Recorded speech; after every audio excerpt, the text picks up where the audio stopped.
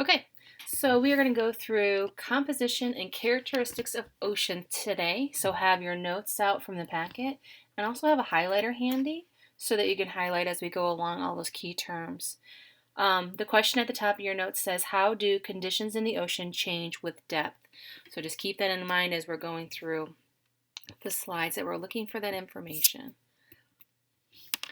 Earth's oceans are all connected. However, scientists separate the ocean into 5 main oceans.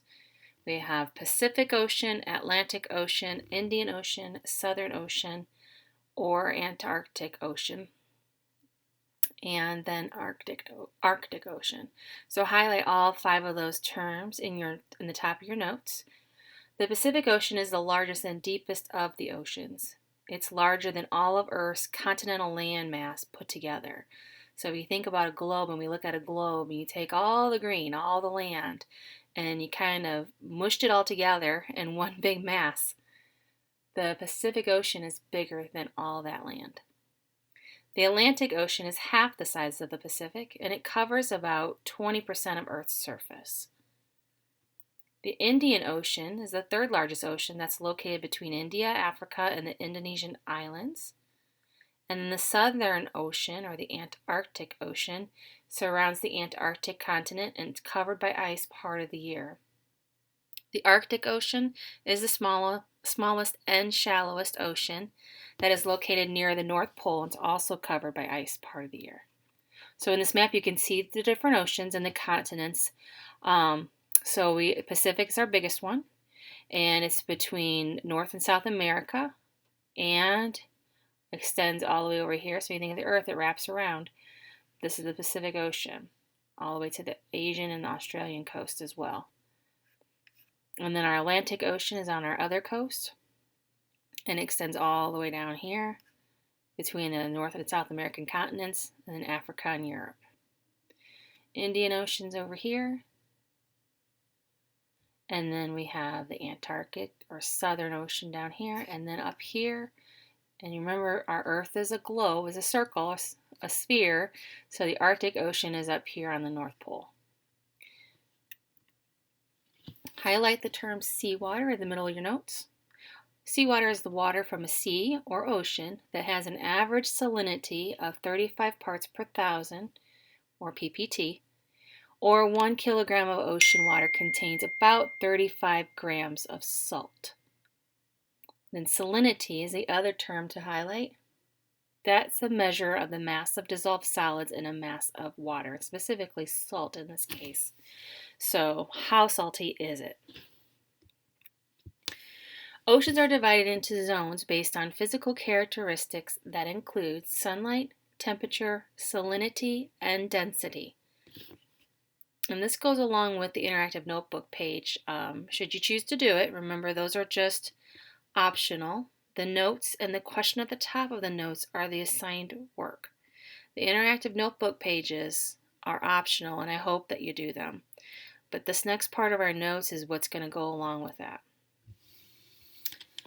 So the different zones that the oceans are divided into. You have the surface zone, middle zone, and the deep zone. Highlight those key terms. And in your notes, it's towards the bottom half of your notes, and there's actually a little bracket on this section that says it's based on sunlight. So these 3 zones are based on sunlight.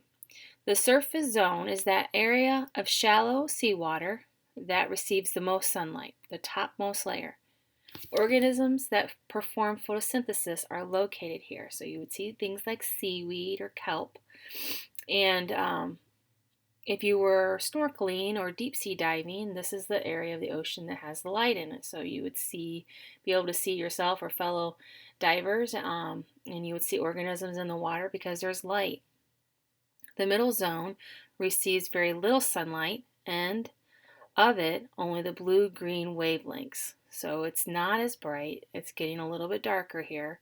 And when they mean by blue-green wavelengths, if you think about the color spectrum, that's what they're talking about. So you're not going to see all of as much color.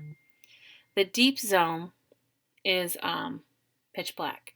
So no sunlight's penetrating down to the deep zone. Plants that photosynthesize are not found here because there's no light. Many organisms produce light using chemicals in a process called bioluminescence. So if you remember the movie Finding Nemo, when Marlin and Dory are down in the deep, deep zone, or super dark, and they meet that super scary fish that has the little light antenna thing.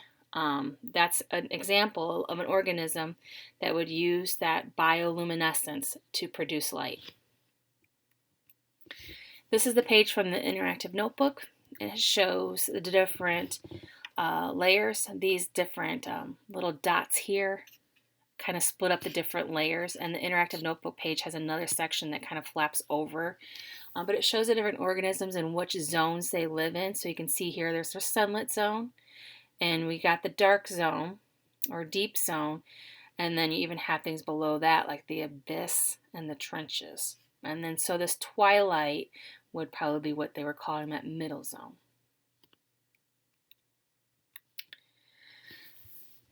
Temperature, salinity, and density. At the bottom of your notes, please highlight those three terms.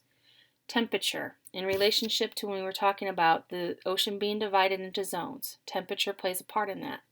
Temperature changes from surface to about 1,000 meters depending if located in the polar or the tropical regions.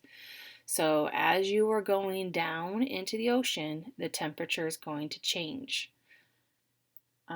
It's definitely going to be warmer towards the surface because the sun is heating the surface waters, and that top layer, that surface zone, is going to be much warmer than the deep zone.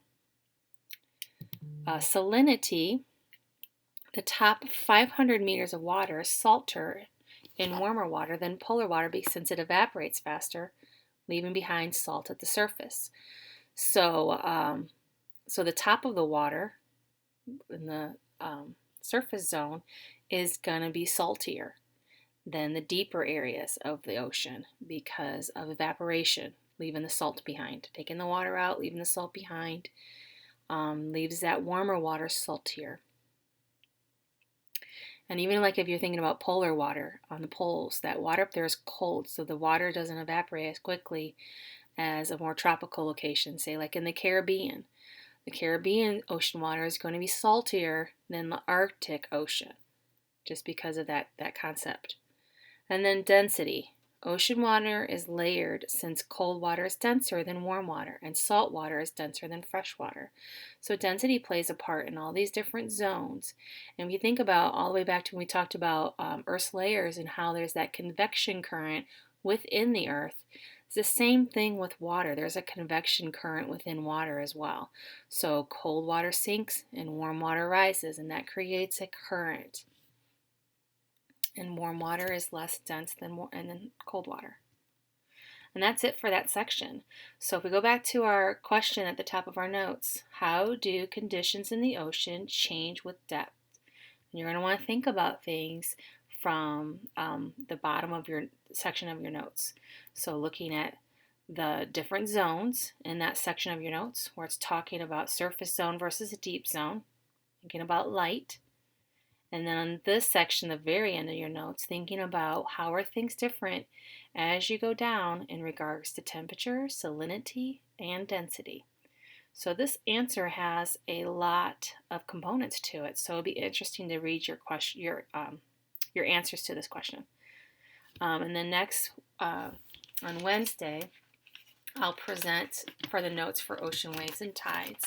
If you have any questions about the notes, the question about in the notes, or the interactive notebook page, remember that Thursday I'm going to have a Google Meet office hours at 10 o'clock, so you can kind of jump in. And if you need more explanation, you can ask me then, or you can always email me as well.